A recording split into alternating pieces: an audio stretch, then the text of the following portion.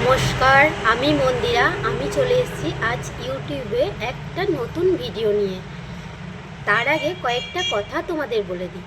ভিডিওটা শেষ অবধি দেখো, আর ভালো লাগলে লাইক কমেন্ট শেয়ার করো।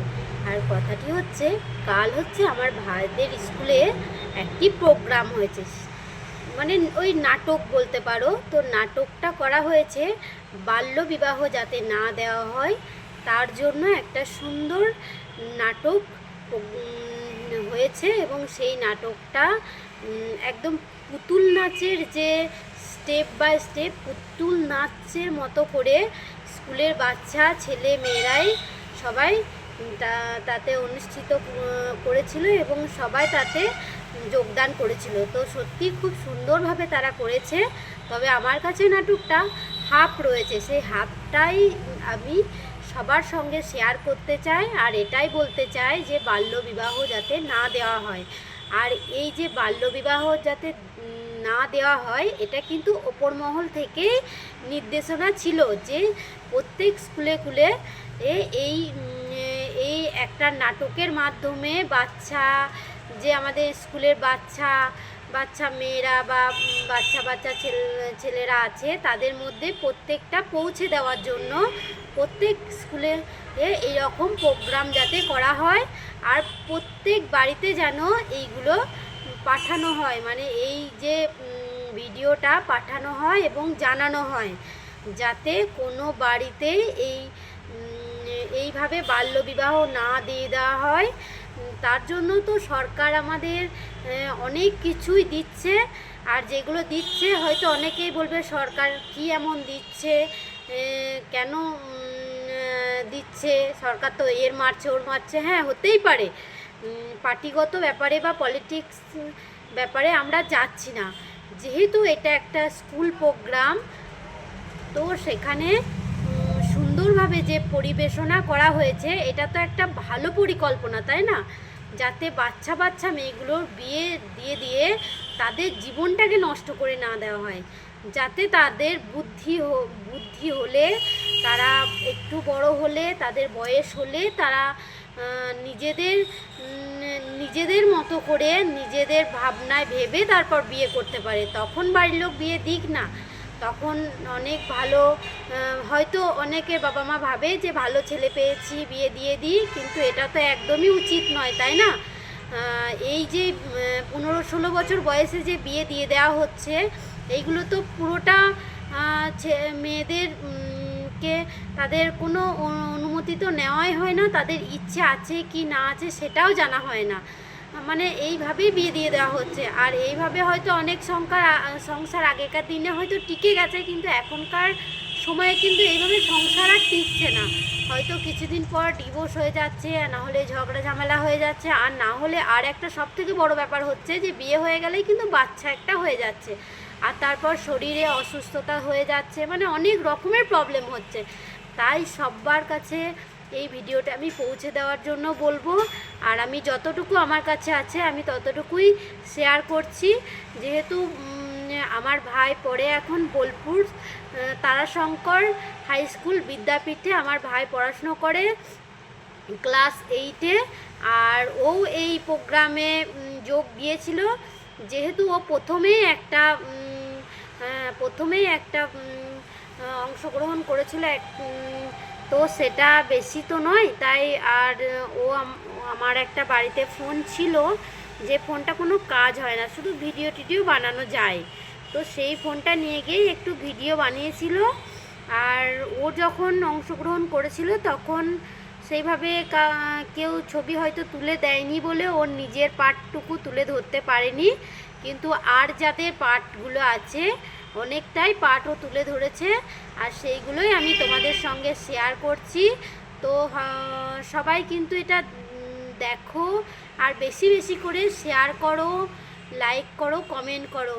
নমস্কার, ভিডিওটা তোমরা দেখো প্লিজ, আমার সকল বন্ধুদের বলছি, আর সবাইকে শেয়ার করো যাতে বাল্য বিবাহ বন্ধ করা হয়।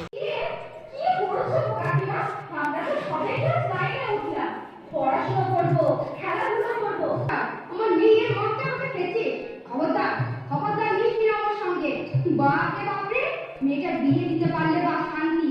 হিংসে হিংসে জ্বলছে গো, সব জ্বলছে। না, কিছুতেই না। আমরা কন্যাশ্রী ক্লাব থেকে ঠিক করেছি 18 বছরের নিচে কোনো মেয়েকে বিয়ের নামে জীবনটাকে নষ্ট করতে কোনো মতেই দেব না।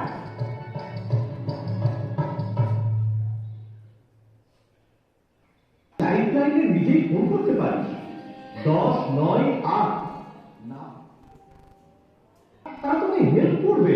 স্যার স্যার স্যার, বল। আপনি আপনি আমার মাথায় হাত দিয়ে বলুন কি? আপনি কাউকে কিছু জানাবেন না। সে কি? কিছুই করবেন না আপনি। আরে আমার দিদি স্যার, আমি আর নিতে পারছি না। ওমা, বিয়ে ভাঙলে বাবা মার মুখের দিকে আমি তাকাতে পারবো না স্যার।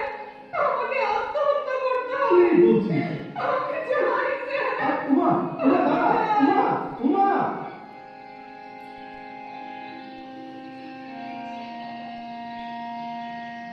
কিছুদিনের মধ্যেই বুঝতে পারলো উমা, 7-5 না ভেবে বাড়ির লোকের চটজলদি বিয়ে দেওয়া কি ভয়ঙ্কর পরিণাম হতে পারে। ভাত খেয়ে নেবে এসো।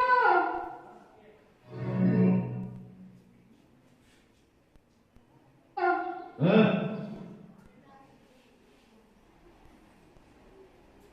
কিছুদিনের মধ্যেই বুঝতে পারলো উমা, 7-5 না ভেবে বাড়ির লোকের চটজলদি বিয়ে দেওয়া কি ভয়ঙ্কর পরিণাম হতে পারে। ভাত খেয়ে নেবে এসো। হ্যাঁ, হ্যাঁ, হ্যাঁ, এটা রান্না হয়েছে, রান্না। প্রতিদিন প্রতিদিন শুধু ডাল আর ভাত, ভাত আর ডাল। তা তা আমি কি করবো? আমি কি রোজগার করি নাকি? তুমি তো সবটাই নেশায় খরচা করে দিচ্ছ। আমি কোথায় টাকা পাই বলো তো? মুখে মুখে চোপা, মুখে মুখে চোপা। দাঁড়া, দাঁড়া, তোকে দেখাচ্ছি। মুখে মুখে চোপা। কালিশ রায় মা, কালিশ রায় মা, কালিশ না। মেয়েদের কপালটাই ওরকম। কিন্তু বিয়ের পর স্বামীর ঘরটাই মেয়েদের আসল ঘর। আমিও যখন 15 বছর বয়সে বিয়ে হয়ে এই ঘরে এসেছি, আমাকেও অনেক কিছু সহ্য করতে হয়েছে। তারপর যখন তুই হলি, মেয়ে হয়েছে বলে কম অত্যাচার সহ্য করতে হয়নি। তুই তুই যা ফিরে মা।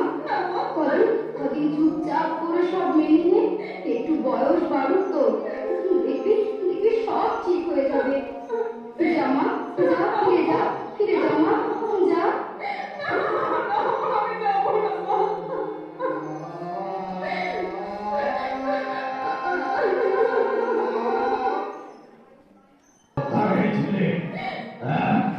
মায়ের কাছে, মায়ের কাছে গেছে নালিশ করে। মায়ের কাছে টাকা আনতে পারে না, এদিকে নালিশ করতে চলবে।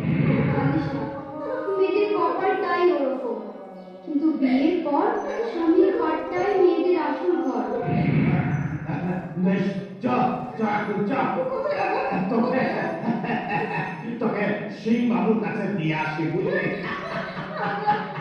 এর জন্য সিং বাবু আমাকে অনেক টাকা দেবে বলেছে। চাপ করে সব মেনে নে, একটু বয়স বাড়ুক তো, দেখবি দেখবি সব ঠিক হয়ে যাবে। যা বলছি, যাবো না, যাবো না মানে, যাবো না মানে।